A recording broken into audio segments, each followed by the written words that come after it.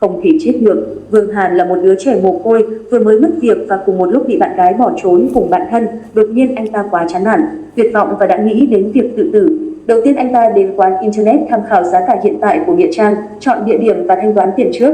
Hãy viết thư tuyệt mệnh thật tốt và khi ai đó tìm thấy thi thể của mình, họ sẽ chôn mình theo nội dung trong thư tuyệt mệnh.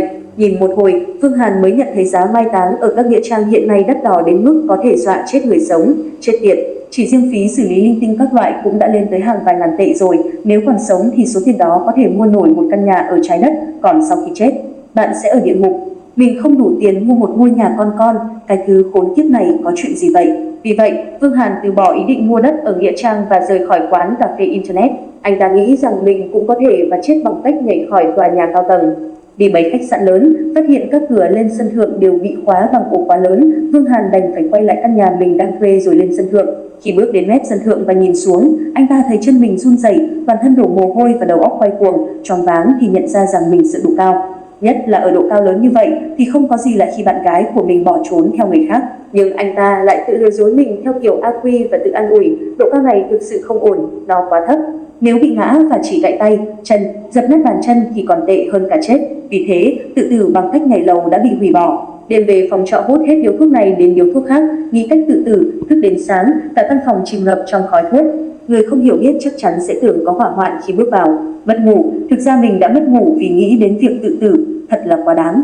Vương Hàn lẩm bẩm, mất ngủ, chờ đã, mất ngủ, mình có thể uống thuốc ngủ. Đúng, uống thuốc ngủ mình sẽ chết mà không chịu đau đớn, ngủ một giấc mãi mãi không tỉnh lại nữa. Vương Hàn đi ra ngoài, không đến bệnh viện lớn mà đến mấy phòng khám của người da đen và xin cách chữa trị tương tự, mua được rất nhiều thuốc ngủ để uống ở nhà. Về đến nhà, cho tất cả thuốc ngủ vào bát ô tô, nghiền nát thành bột, hòa nước uống một hơi. Một lúc sau, anh ta thấy buồn ngủ nên ngã xuống giường, ngủ lịm đi. Mở mắt ra, Vương Hàn tưởng mình đã chết, muốn lấy điện thoại di động để kiểm tra ngày tháng thì điện thoại đã hết pin nên mở thành viên. Bản tin thành viên có hiển thị ngày tháng bên dưới. Ôi trời, mình đã chết được 5 ngày rồi nhưng không hiểu sao mình lại đói quá. Người chết mà còn cảm thấy đói sao? Bang, bang, bang, cửa phòng bị đập mạnh, bên ngoài vang lên giọng nói quen thuộc của chủ nhà, Vương Hàn, trả tiền thuê nhà. Không trả tiền thì mau dọn đi. Vương Hàn mở cửa, chủ nhà giật mình, sao thần sắc cậu trông xấu quá, cậu ốm sao? Cái gì? Cô có thể nhìn thấy tôi ư? Tôi chưa chết sao? Cậu có vấn đề về tâm thần thật đấy. Tôi chỉ muốn cậu trả tiền thuê nhà cho tôi. Đừng lúc nào cũng tự đe dọa tính mạng của mình. Thôi được, tôi sẽ gia hạn cho cậu thêm vài ngày nữa, được chứ? Nói xong, chủ nhà lắc đầu rồi bỏ đi vừa lẩm bẩm, giới trẻ ngày nay thật là, thì ra mình vẫn chưa chết.